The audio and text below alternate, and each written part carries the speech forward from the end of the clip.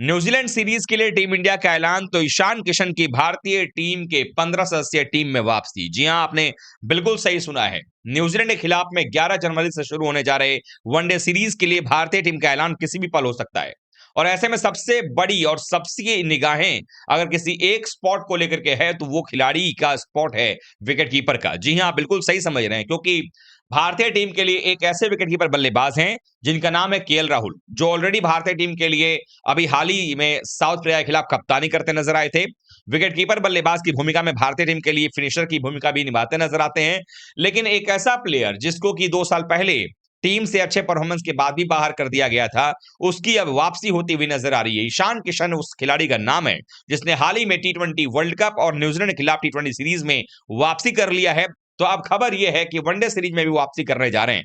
जो जानकारी मिलकर के आ रही है वो ये है कि ऋषभ पंत, जो कि पिछले कुछ समय में जो भी मौके उनको मिले उस तरह का परफॉर्मेंस निकल करके नहीं आया। जब से वो चोट से वापसी किए हैं उनका वनडे में परफॉर्मेंस उतना खास नहीं रहा, हालांकि ज्यादा मैचेस में उन्होंने नहीं खेले हैं। लेकिन अब सिलेक्टर्स की निगाह जो है वो इनफॉर्म बल्लेबाज ईशान किशन पर है और माना यह जा रहा है कि ईशान किशन भी बाएं हाथ के ही बल्लेबाज हैं। और वनडे क्रिकेट में पहले भी ईशान किशन जब ऋषभ पंत नहीं थे, जब चोटिल थे, तो उस समय उन्होंने मध्य क्रम में बल्लेबाजी करके अपनी बल्लेबाजी की क्षमताओं का भी प्रदर्शन किया था।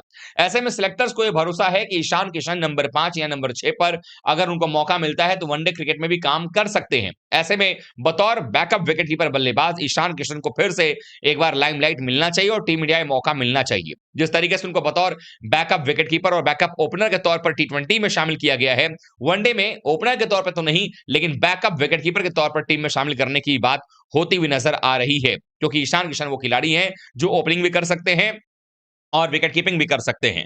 हालांकि उनका परफॉर्मेंस काफी शानदार रहा है। वहीं ऋषभ पंत की बात करें तो ऋषभ पंत के बारे में जो बातें बताई जा रही हैं, जो कयास लगाए जा रहे हैं कि गौतम गंभीर से संबंध उनके अच्छे नहीं है, लेकिन उससे ज्यादा जरूरी बात यह है कि ऋषभ पंत का जो परफॉर्मेंस है, हालिया परफॉर्मेंस अगर देखा जाए तो डोमेस्टिक में भी कुछ खास नजर नहीं आया है। ऋषभ पंत के कुछ आंकड़ों की बात करें तो उन्होंने विजय हजारे ट्रॉफी में आंध्रा के खिलाफ में जो है 5 रन बनाए थे, गुजरात के खिलाफ 70 बनाए थे और सौराष्ट्र के खिलाफ भी 22 रन पर आउट हो गए। यानी कि उनका डोमेस्टिक क्रिकेट जो विजय हजारे ट्रॉफी में चल रहा था वहां पर भी कुछ खास परफॉर्मेंस होता नजर नहीं आ रहा है। ऐसे में ये जो खबरें चल रही है मीडिया के अंदर में, उनको ही बल मिलता नजर आता है कि भारतीय सिलेक्शन कमेटी जो है अब परफॉर्मेंस को तरजीह देना चाहती है, ना कि नाम को। यानी ईशान किशन जो कि लगातार अच्छा परफॉर्मेंस कर रहे हैं, चाहे विजय हजारे ट्रॉफी की बात करें या इसके पहले सैयद मुश्ताक अली ट्रॉफी में जो रनों की बारिश उन्होंने की, फाइनल मैच में वो यादगार 45 गेंदों का शतक कोई भूल नहीं सकता है और अपने झारखंड की टीम को पहली बार सैयद मुश्ताक अली ट्रॉफी का खिताब जो दिलवा दिया। तो ये बता रहा है कि ईशान किशन इनफॉर्म है और भारतीय टीम मैनेजमेंट और सिलेक्शन कमेटी जो है उस